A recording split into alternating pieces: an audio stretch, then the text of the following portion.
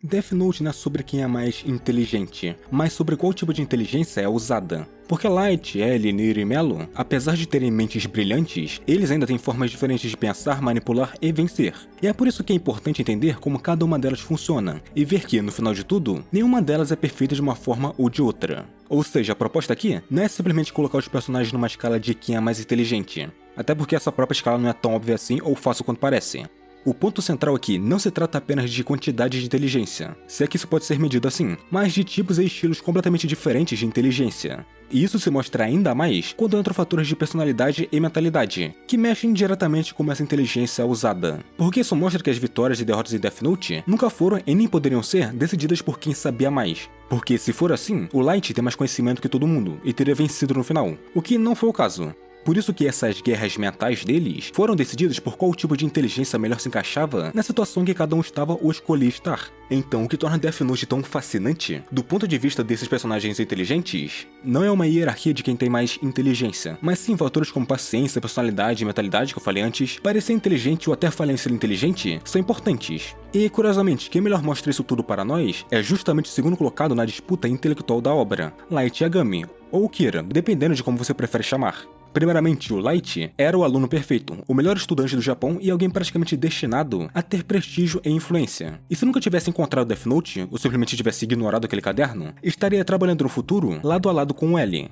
Mas não foi isso que aconteceu. Então o que a gente vê é um humano tentando mudar a realidade, com um caderno que mata qualquer pessoa só de ter o nome escrito nele. E é aí que entra os dois pilares da inteligência do Light, que no caso são construção e socialização. Eu gosto de falar construção, porque ele literalmente quer construir um novo mundo como Kira. Ele fica construindo, criando diversas mentiras e até narrativas para manter essa ideia dele e continuar com um plano. Por isso que durante a maior parte de Death Note, ele fica mais na defensiva, enquanto manipula quem precisa. E é justamente nisso que ele é bom, mentir. Não é à toa que o L chega a se perguntar se o Light já disse alguma verdade na vida, porque quase tudo nele é uma construção de algo. Ele mente pro mundo para manter essa imagem de estudante exemplar e aliado da justiça, e mente para si mesmo para manter essa ideia dele de ser um deus. Então, no fim, o Light tenta moldar a humanidade de acordo com o próprio padrão moral. Ele usa os ataques cardíacos como uma assinatura, criando a sensação de uma entidade divina, julgando e punindo o mal. Não é à toa que, para a maior parte das pessoas, Kira é uma espécie de deus, e dentro daquele universo, ele funciona. Porque, afinal, lá, a criminalidade global cai mais de 70% em pouco tempo. Agora, isso funcionaria para sempre esse sistema dele? Não, e isso por um único motivo que afeta qualquer ser humano: o conceito de tempo. Light Yagami, como qualquer humano, tem um limite de vida.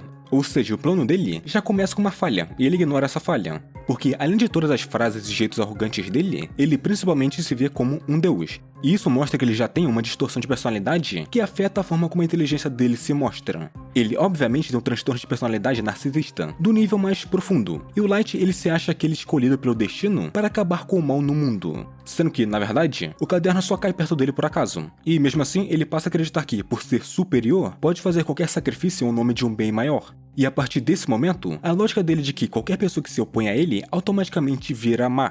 Ele basicamente vive dentro da própria cabeça e tenta forçar o resto do mundo a entrar nela também. Só que o melhor é que ele consegue esconder isso muito bem, sem que isso pareça afetar a inteligência dele, pelo menos enquanto ele ainda estava vivo, porque ele realmente é bom socialmente. Isso, inclusive, é a sua principal inteligência. Ele consegue criar confiança com essas pessoas de forma rápida, e tudo isso para manipular quem estiver ao redor. Ele consegue descobrir sobre as outras pessoas e construir uma imagem confiável. Não é à toa que ele manteve uma fachada perfeita por tanto tempo. E o primeiro exemplo disso, de que ele é um manipulador, é o Ryan Pember. O Light usa o senso de dever dele contra ele mesmo. E toda a cena do trem foi a armadilha que o Light criou para usar o criminoso controlado pelo Death Note só para forçar o Pember a mostrar o nome dele.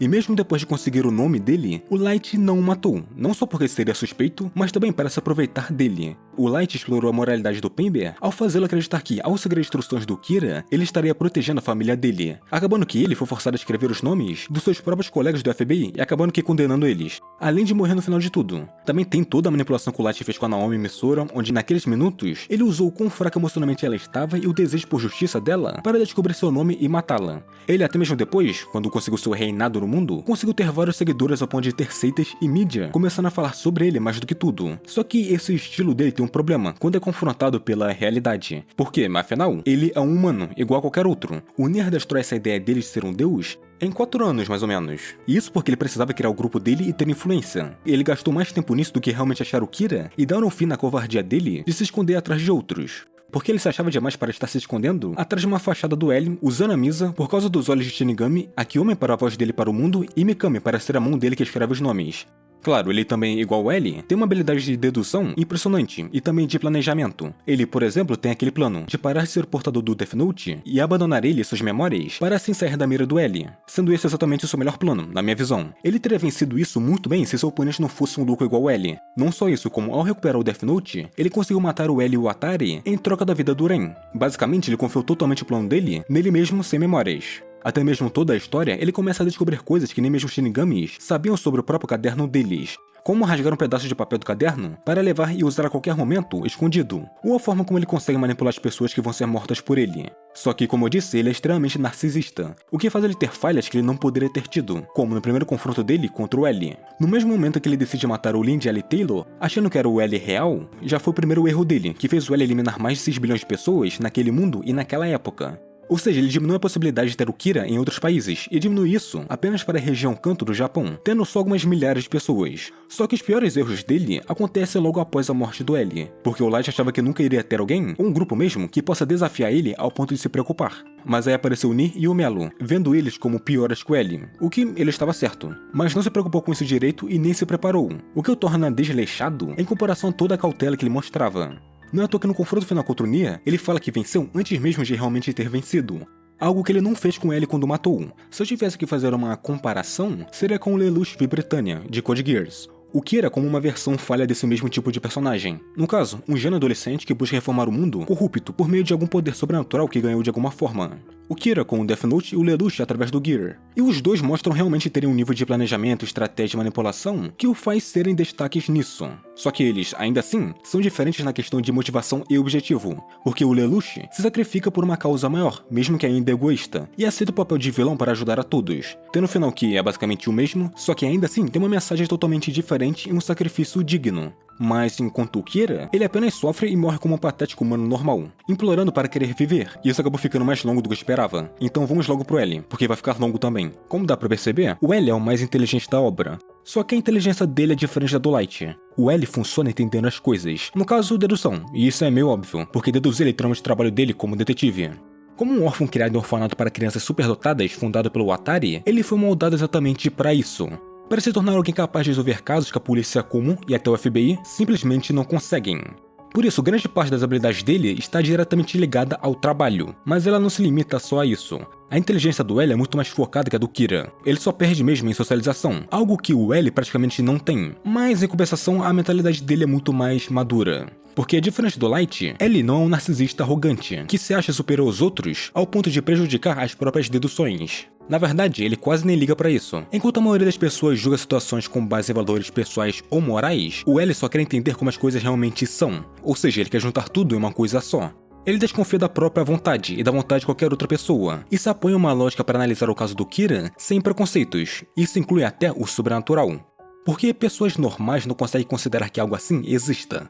Mas o L não. Se existe uma possibilidade, então ela precisa ser considerada. E se ainda não dá para provar, ele guarda essa hipótese até o momento em que possa ser confirmada. É por isso que ele é muito mente aberta, pelo menos para casos de investigação. O L foi o primeiro a aceitar que o Kira tinha um poder capaz de matar alguém, e chegou até a considerar a existência de Shinigamis simplesmente porque aquilo era uma informação que podia ser importante. E mesmo assim, ele continua sendo lógico. O L é lógico quando cria planos, quando constrói ideias, quando faz deduções e até com ele mesmo. Esse é um traço que também aparece no Nier, que vamos chamar de N por ser mais fácil. O N, por sinal, é ainda mais lógico que ele, mas o L tem algo que o Kira não tem, que no caso é autoconsciência. Ele sabe exatamente quem é, sabe que é infantil, sabe que odeia perder, igual ao próprio Kira, e é justamente por isso que eles se entendem tanto. Além disso, o L também supera o Kira em criatividade. Os planos que ele cria constantemente colocam Light contra a parede. Um exemplo que eu já falei, mas vamos dar uma passada rápida, que no caso é a armadilha onde usa o Lindy L. Taylor, um prisioneiro condenado à morte, para descobrir a localização do Kira. E com isso ele identifica que o Kira está no Japão e, ao mesmo tempo, testa algumas ideias de como o poder dele funciona, quase que comprovando que ele precisa do nome e rosto para matar. Mas tem um plano que ninguém esperava, nem o Light e nem o próprio L, que é quando ele decide se mostrar para o principal suspeito. O L revela o próprio rosto para o Light e ainda faz questão de ficar próximo dele o tempo todo. Claro, usando um nome falso. O L não é burro ao ponto de revelar sua identidade. Tanto que ele mesmo cria várias identidades e se coloca como o primeiro, o segundo e o terceiro melhor detetive do mundo, só para tornar ainda mais difícil descobrir quem ele é de verdade. E isso cria uma armadilha perfeita, porque se o Light escrevesse aquele nome no caderno pensando no rosto do L, ele poderia acabar matando outra pessoa com o mesmo nome, no caso o verdadeiro Hideki Hyuga. E se o L morresse depois de se encontrar com o Light, ele se tornaria o principal suspeito e quase confirmado que era o Kira. Um detalhe interessante é o comportamento do L ao longo da investigação. Quanto mais o caso avança, mais ele consome açúcar. No começo, ele só tomava chá ou café com muito açúcar, mas conforme tudo continuava, ele começa a comer bandejas inteiras de doce. Isso mostra como ele estava ficando mais estressado e, mesmo assim, a eficiência dele não diminuía. E isso faz com que ele funcione como um inverso do Light, tanto em inteligência quanto como personagem. Não é à toa que a filosofia de vida do L parte da ideia de que todas as vidas têm o mesmo valor, porque, no fim, na morte, todo mundo é igual. E isso reflete na forma como ele usa a própria inteligência. O método do L é praticamente um processo de eliminação e probabilidade. Quando ele diz que existe 5% de chance do Light ser o Kira, esses 5% vão continuar até provar ou eliminar completamente essa possibilidade. Mas a lógica e a lei também o faz continuar buscando provas de que o Light é o Kira. Por isso, enquanto o Kira tem uma inteligência voltada para construir planos e manipular pessoas, o L tem uma inteligência voltada para desmontar, testar e deduzir cada possibilidade, juntando tudo isso em apenas uma ideia, até sobrar apenas a verdade. E para isso, ele está completamente disposto a jogar sujo se for necessário. Ele chegou ao ponto de prender o Light e a Misa por 50 dias por serem suspeitos apenas. Porque dentro da lógica dele, a inocência do Light simplesmente não fazia sentido, mesmo com o próprio Light se entregando. Isso mostra o hiperfoco que ele tem em investigações. O L chega até mesmo a ignorar muitas coisas normais da sociedade. Como dá pra ver muito bem quando ele se senta da maneira que ele quiser. Se veste sempre com o mesmo conjunto de roupas, não importa a situação, dorme pouco, é direto demais e tudo isso. E vendo todos esses padrões e principalmente a forma de pensar dele, o L se parece e muito com Sherlock Holmes. Porque, bom, é o melhor detetive de Death Note com o melhor detetive de todos. E assim como Sherlock, o L usa o método lógico dedutivo para tirar conclusões a partir de detalhes mínimos e consegue usar com o máximo de eficiência usando o mínimo de informação. Os dois também têm os mesmos comportamentos excêntricos que estimulam o raciocínio, e no caso do Sherlock, isso aparece no uso de drogas quando está entediado. Já o L, ele usa açúcar. E também existe uma leve inspiração no Batman. Assim como ele, o L é um órfão. Tem um parceiro equivalente ao Alfred, que no caso é o Atari, tem muito dinheiro para gastar e tem uma identidade secreta. Porque o L é o L, enquanto o Batman é tanto o Batman quanto o Bruce Wayne. E é exatamente aqui que entra os dois extremos, que completam e exploram mais quem é L. No caso, o lado extremo da sua lógica é justamente o N, e o lado extremo da sua infantilidade e vontade de agir é o Melo. E os dois juntos formam aquilo que o L era sozinho, porque mesmo sendo sucessores, nenhum dos dois está no mesmo nível do L individualmente, justamente porque nenhum deles é completo, tendo algo que o outro tem que eles mesmos não têm. O N precisava de um pouco mais do jeito impulsivo, a coragem, a vontade de agir e se arriscar do Melo, e o Melo precisaria desse planejamento e frieza que o N tem. Isso porque na morte do L, estava faltando alguém com a capacidade e vontade de pegar o Kira, principalmente alguém capaz. Exatamente porque o Kira pega o lugar do L e se disfarça dele, e é exatamente para isso que se a resistência desses dois personagens, chamado Nir e Melo. O N apresenta exatamente o lado lógico que eu mencionei antes. Ele é o extremo do lado do L, de quem pensa antes de agir. O problema é que ele pensa até demais, e por isso ele se arrisca muito pouco. Isso aparece muito bem diretamente na personalidade dele. O N é ainda mais fechado que o próprio L, o que é bem estranho, porque ao mesmo tempo ele trabalha em equipe muito melhor que o L. E isso foi, inclusive, um dos fatores que importou e muito para ele conseguir capturar o Kira. O L era extremamente solitário no trabalho, e quando trabalhava com outras pessoas, todos estavam sob a liderança dele. Ele sempre buscava pouco a opinião dos outros, e o caso do Light nem conta, porque ali ele estava testando ele o tempo todo, porque afinal o L era teimoso, rígido e muito inflexível nos próprios métodos. Já o N é mais aberto nesse sentido, mas também muito mais dependente dos outros quando o trabalho é muito simples. Porque fora do campo de investigação, ele tem pouca vivência prática do mundo, e isso acaba fazendo sentido.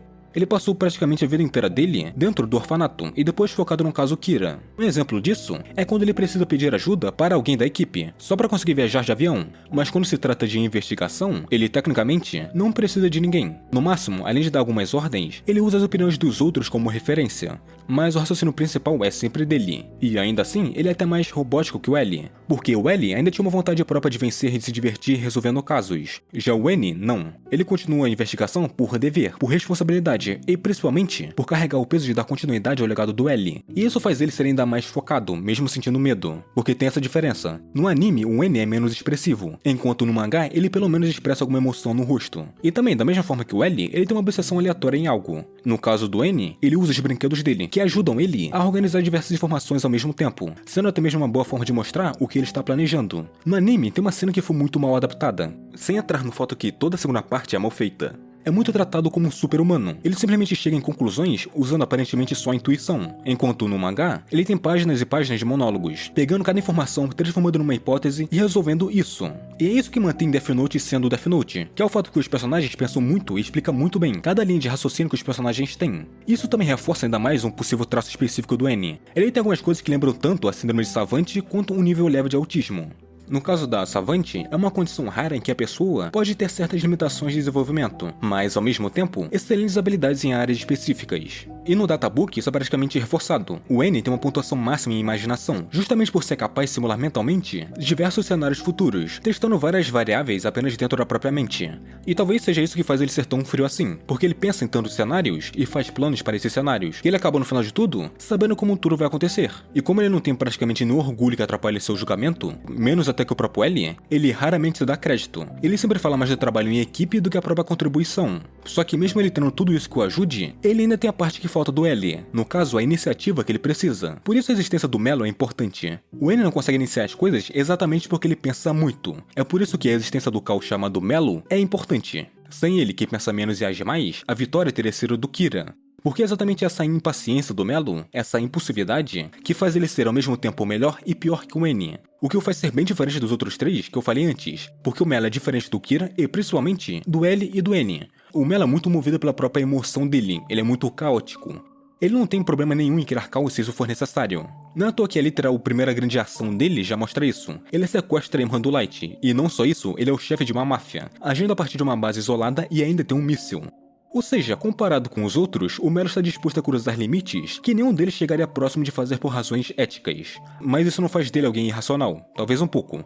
Mas ele só prioriza a ação acima da cautela, por isso ele usa a própria máfia, em vez de usar organizações como o FBI ou a CIA. Ele entende que, contra algo como o Death Note, ele precisa ficar poderoso o mais rápido possível, e agir o mais rápido possível também, porque qualquer coisa e o Kira mata todo mundo. Então, na mente dele, a única forma de vencer o Kira é forçar ele ao erro, ou seja, criar situações anormais, extremas, que obriguem ele a se expor. O sequestro foi uma delas.